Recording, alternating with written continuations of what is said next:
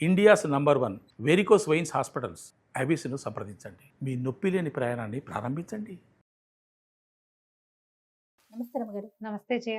రమగారు, మీరు రకరకాల కథల్లో భాగంగా ఇతర దేశాల కథలు కూడా చెప్తారు. అవి అంటే మనవి చెప్పుకోవచ్చు అనుకోవచ్చు, కానీ అవి విన్నప్పుడు అండి వాళ్ళ సంస్కృతి సాంప్రదాయాలు, ఓ వాళ్ళు ఇట్లా చేసేవారా, అప్పుడు ఇలా ఉండేదా అనేది కూడా అర్థమవుతుంది. పిల్లలకి చాలా బాగుంటుంది రమ్మగారు. అవును, చైనాలో ఇలా ఉంటారు, వాళ్ళ పద్ధతులు ఇవి, జపాన్ లో కూడా అది అలా చెప్తాను బాగుంటుంది. సో అలాంటి కథ ఏదైనా ఉంటే చెప్పండి. జపాన్ జానపద కథ చెప్తాం. ఓకే. పూర్వం అట ఒక ముసలి మామగారు వాడి మనవడు ఉండేవాళ్ళట. అమ్మ నాన్న లేరు పిల్లడికి. ఒక 7 ఏళ్ళు అలా ఉంటాయి, 8 ఏళ్ళు. వాళ్ళ ఇళ్ళది పక్కన ఒక పెద్ద కొండ ఉండేది. వీడు రోజు ఆ కొండ మీదకి షికారు వెళ్ళేవాడు. పిల్లాడి పైకి నడుచుకుంటూ పోయేవాడు, వచ్చేవాడు. ఈ వెళ్తూ వస్తూ ఉంటే వాడికి ఒక గుహ కనపడేది. ఆ గుహకి బ్రహ్మాండమైన రాతి పలక ఒకటి అడ్డం పెట్టి ఉండేది. చూసేవాడు, వచ్చేవాడు. వీడికి ఏమనిపించేది, ఈ గుహ ఎట్టా వస్తుంది, ఈ తలుపు చూడాలని ఉండేది. అది ఎట్టా వస్తుందో వాళ్ళు ఆగి చూశాడు, ఏం లేదు. ఒకనాడు ఏమైంది, ఈవిడ కొండ మీదకి వెళ్ళినప్పుడు కొద్దిగా జల్లు పడతాం, దిగితే తడిసిపోతామని ఓ చెట్టు కింద ఓ చెట్టు ఎక్కి మొదటి పంగాల్లో కూర్చున్నాడు. కూర్చుంటే తను కనపడింది ఆ గుహ. తను రోజు ఏ గుహను చూస్తున్నాడో ఆ గుహ దగ్గర ఒక ముసలాయన నుంచున్నట్టు కనపడింది వీడికి. తాత ఏం చేస్తున్నాడు అని గబగబా దగ్గరికి వెళ్ళాడు. వెళ్తే చూస్తూనే ఉన్నాడు. కైకూని వచ్చాను, తలుపు తీయి అన్నాడు. 3 సార్లు అన్నాడు. అంత పెద్ద రాతి పలక వీడు లాగి పీకి దుంప తెచ్చుకున్నారా అంది. సింపుల్గా ఇట్లా మామూలు తలుపు తెరుచుకున్నట్టుగా తెరుచుకుంది. ముసలాయన లోపలికి వెళ్ళిపోయాడు. లోపలికి వెళ్ళడానికి భయం వేసింది వీడికి. యువతల నుంచున్నాడు కదా, చూస్తూ ఉన్నాడు. చాలాసేపటికి వానజల్లు తగ్గే సమయానికి ముసలాయన బయటకు వచ్చాడు. కైకూని వెళ్తున్నాను, తలుపేసుకో అని చెప్పాడు 3 సార్లు. అతను యువతలకు వచ్చేసాడు. తలుపు యథాపదంగా ఆ రాయి మూసేసింది. ఉత్సాహం వచ్చేసింది వాడికి. ఆ ముసలాయన నడిచి అవతల వెళ్ళంగానే ఈ చాంగు పరిగెత్తుకుంటూ వెళ్ళి దాని దగ్గర నుంచున్నాడు. ఆయన ఏమన్నాడు, కైకూని వచ్చాను తీయి అన్నాడు కదా, చాంగుని వచ్చాను తీయి తలుపు అన్నాడు. ఏం లేదు. వీడు ఏంటి, ఆయన ఎత్తాకే కదా, తన పేరేగా చెప్పాడు, నేను కైకూని అన్నట్టుగానే చెప్పాడు, నేను కూడా అదే చెప్తాను కదా. అప్పుడు తట్టితే ఆయన 3 సార్లు చెప్పాడు. అని చాంగుని వచ్చాను తలుపు తీయి, చాంగుని వచ్చాను తలుపు తీయి, చాంగుని వచ్చాను తలుపు తీయి అన్నాడు. అనంగానే చటుకని జరిగింది రాయి. ఆశ్చర్యపోయాడు. భలే ఉంది మంత్రం. సరే దిగేసాడు లోపలికి. అంత చీకటిగా ఉంది. లోపలికి వెళ్ళగా వెళ్ళగా మెట్లు గిట్లు దాటుకుని వెళ్తే ఒక పెద్ద బ్రహ్మాండమైన రాతి పలక లాంటిది ఉంది. అంతా చూసి ఆ పలక మీద ఎక్కబోయాడు. అది గట్టల్లేము. దబిక్కిని జారిపడ్డాడు వెనక్కి. పాలరాయి కదా, నున్నగా ఉంది. కానీ వీడి కాలు తగిలేసరికి అది గిర్రని తిరిగేస్తుంది ఆ రాయి. చూస్తూ ఉండగానే ఆ రాయి మొత్తం కిందకి వెళ్ళిపోయి పాతాళంలాగా లోపలికి వెళ్ళిపోయింది. మెట్లు ఉన్నాయి. దిగాడు. అక్కడ తలుపు ఉంది. వీడికి మంత్రం వచ్చుగా, కైకూని వచ్చాను తలుపుది అంటాం, చాంగుని వచ్చాను తలుపుది అని 3 సార్లు అన్నాడు. ఆ తలుపు కూడా తెరుచుకుంది. లోపల ఎన్ని భవనాలు, ఎన్ని తోటలో, ఎన్ని రకాల పళ్ళు కాయలు, ఏమిటేమిటో పక్షులు. ఎక్కడి నుంచో కాంతి కిరణం ఇట్లా కిందకి పడినప్పుడల్లా ఒక కొత్త రంగు వస్తుంది, ఇంద్రధనస్సులాగా. ఎంతో బాగుంది. వాడు అదంతా కలయి తిరిగాడు, మొత్తం చూశాడు. చూసి ఎవ్వరు లేరు లోపల. దాని అందం పట్టలేకుండా ఉంది. సరే మెల్లిగా ఒక్కో తలుపు వేసుకుంటూ పైకి వచ్చేసాడు. వచ్చేసి పైకి వచ్చి ఆ తలుపుగా అప్పటికి బాగా చీకటి పడిపోయింది. ఆ తలుపును కూడా క్లోజ్ చేసేసాడు. ఇంటికి నడుచుకుంటూ వచ్చాడు. గాల్లో తేలిపోతున్నట్టుంది వాడికి సంతోషానికి. ఎన్నాళ్ల నుంచో ఆ రాతి పలకను చూస్తున్నాడు వాడు. దాన్ని తీసే మార్గం తెలిసిపోయింది.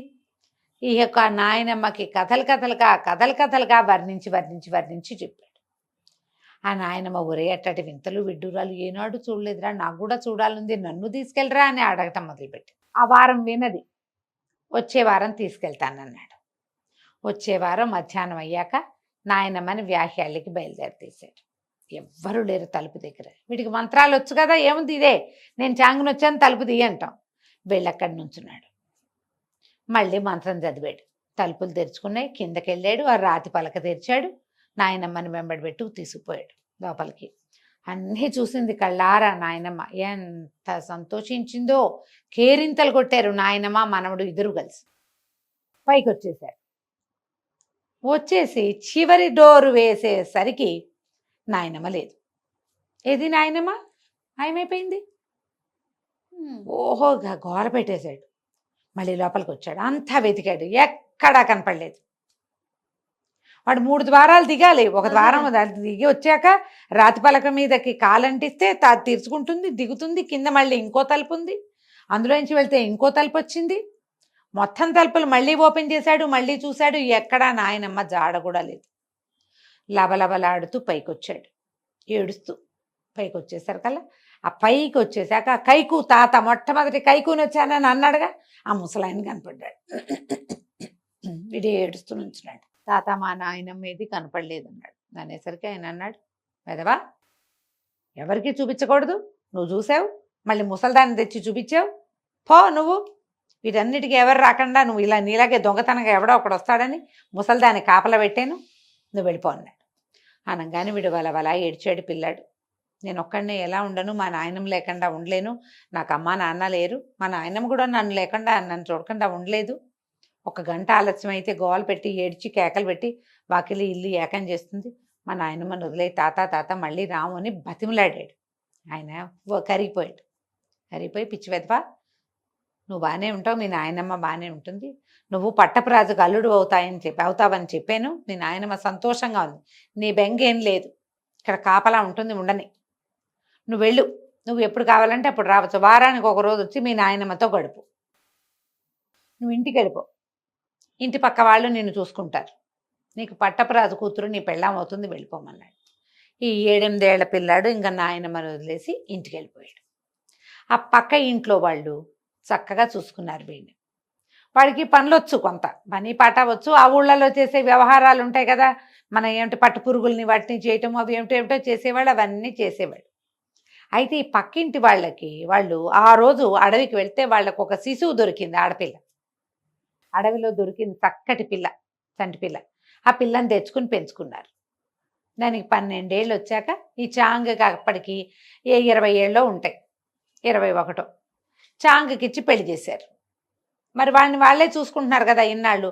ఆ పిల్ల కూడా ఆ పక్కింట్లోనే పెరిగింది, పెళ్ళైపోయింది. ఈ అబ్బాయి తనకి పట్టపురాజు మావగారు వస్తారన్న మాట మర్చిపోయాడు, అది గుర్తులేదు అసలు. కానీ వారం వారం వెళ్ళి నాయనమ్మని చూసి వచ్చేవాడు. ఆవిడ సంతోషంగా ఉండేది. కిందకి వెళ్తే అన్ని పళ్ళు గిళ్ళు మంచి కోసుకొని తినేవాడు, నాయనమ్మతో స్పెండ్ చేసేవాడు, ఒక పూటంతా వచ్చేసేవాడు. ఆ రహస్యాన్ని ఊళ్ళో ఎవరికి వాడు ఏనాడు చెప్పల.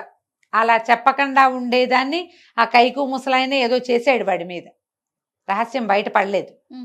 వెళ్తూ వస్తూ ఉండేవాడు. అయితే ఏమైంది, చాంగుకు పెళ్ళైపోయింది, పిల్లవాడు కులాసాగా ఉన్నారు. 1 ఏడాది గడిచింది. గడిచాక ఏమైంది, ఒకనాడు ఓ భార్య భర్త ఎవరో ఒక 3 మనుషులు వచ్చారు వాకిట్లోకి. మంచినీళ్ళు ఇవ్వమని అడిగారు. చాంగు వాకిట్లో కూర్చుని, లోపలికి వెళ్ళండి మా ఆవిడుంది మంచినీళ్ళు ఇస్తుంది అన్నాడు. మనిషి వాళ్ళు లోపలికి వెళ్ళారు. ఒక ఆవిడ ఇట లోపలికి వెళ్ళి కూర్చుని, 2 ఆడవాళ్ళు ఒక మగాయన అనమాట, ఆ చాప మీద కూర్చున్నారు. ఈ చాంగు భార్య ఏం చేసింది, మంచినీళ్ళు పుచ్చుకొచ్చింది కూజాతోటి. పుచ్చుకొచ్చేసరికి అలా కింద కూర్చుని ఆవిడ ఒక బుదుటి లేచి, మా అమ్మాయి మా తల్లే దొరికేవా అని కావలిచ్చుకుంది. 2వ మనిషి ఏమో కేకలు పెట్టింది, బాబు బాబు రండి, మీరు అమ్మగారు ఏదో గొడవ చేస్తున్నారని కేకలు పెడితే వాళ్ళు బయట కూర్చున్న మొగాయన ఈ చాంగు ఇద్దరు గబగబా లోపలికి వెళ్ళారు. ఆ మగ మనిషి లోపలికి వచ్చిన ఆయన ఈ పిల్లని ఆవిడ సందే అట్ట కావటేసుకుని ఉంది ఆ చాంగు భార్యని. అమ్మో ఇదేమిటి మంచిన్నారే అని ఆయన కూడా అంటున్నాడు. చాంగుకి అర్థం కాలేదు, ఏంటండి ఎవరండి ఏంటండి హడావిడి అంటే, బాబు మా పిల్ల 12-13 సంవత్సరాల క్రితం తప్పిపోయింది, చంటి పిల్లగా ఉన్నప్పుడు అడవిలో పడిపోయింది ఎక్కడో. మేము అప్పటి నుంచి మారు వేషాల్లో వెతుక్కుంటూనే ఉన్నాం మా పిల్లని. ఇగో ఈ పిల్ల చూడ, రాణి వచ్చినావిడే ఈ పిల్ల దగ్గరగా ఒకే పోలికలో ఉన్నారు. వాళ్ళు వచ్చింది ఎవరు, రాజు రాణి. ఆవిడేమో ఆ పిల్లని ఎత్తుకున్న దాది గుర్తుపట్ల, తల్లి మాత్రం గుర్తుపట్టేసింది పిల్లని. కేకలు పెట్టారు చుట్టుపక్కల. అక్కడి నుంచి ఆ ఊరిని కాపలా కాసే వాళ్ళు ఉంటారు కదా, అంటే గ్రామాధికారులు వాళ్ళందరూ పరిగెత్తుకొచ్చారు. మారువేషంలో ఉన్న రాజుని రాణిని అందరూ గుర్తుపట్టారు. ఈ చాంగు భార్యగా ఉన్న ఆ 12-13 సంవత్సరాల చంటిబిడ్డ వీళ్ళకి దొరికింది కదా పక్కింటి వాళ్ళకి, అది రాజుగారి కూతురు ఆ పాప. ఓహో. వీళ్ళ పక్కింటికి దొరికింది. వాళ్ళేమో ఆ పిల్లని పెంచి పక్కనే ఉన్న చాంగుకి ఇచ్చి పెళ్లి చేసి, వాళ్ళకేం తెలుసు, పెళ్లి చేసుకునేసరికి చివరికి ఇదైంది. ఆ రోజు శనివారం అయ్యేసరికి చాంగ్ అన్నాడు, మా నాయనమ్మ వేరే Wait చోట చేస్తుంది. ఉంటుంది, ఆ. నా కోసం చూస్తూ ఉంటుంది, ఈ అమ్మాయిని వారం వారం తీసుకెళ్తాను, మీరు కూడా రండని రాజు రాణి అందరినీ వెంబడి పెట్టుకుని ఆ రహస్య ప్రదేశానికి తీసుకుపోయాడు. అదొక లోకం. మ్మ్. ఆ తలుపులు తీసాడు, తీసి వీళ్ళందరిని లోపల తీసుకెళ్ళాడు. వాళ్ళు ఆనందించారు, నాయనమ్మ ఆనందించింది. పట్టపు రాజుకి అల్లుడవుతాడని చెప్పాడు కదా, అదే ఆ మాట జరిగింది. నిజమైంది. సరే రాయి చాంగు తాలూకు పక్కింటి వాళ్ళను కూడా రాజు రాణి తమ పిల్లని పెంచినందుకు వెంబడి పెట్టుకు తీసుకుపోయారు.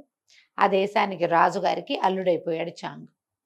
రాజు అయ్యాక కూడా అతను ప్రతి వారము వాళ్ళ నాయనమ్మని చూడడానికి వస్తూనే ఉన్నాడు. నాయనమ్మకి చావు లేదు. ఓహో. చాంగుకి మనవలు పుట్టాక కూడా నాయనమ్మ నాయనమ్మ అక్కడే అలాగే ఉంది. బాగుంది. వెళ్ళి చూసొస్తూ ఉండేవాళ్ళు. కథ కంచికి మనం ఇంటికి. భలే ఉంది రమ్మగారు. నమస్తే. నమస్తే.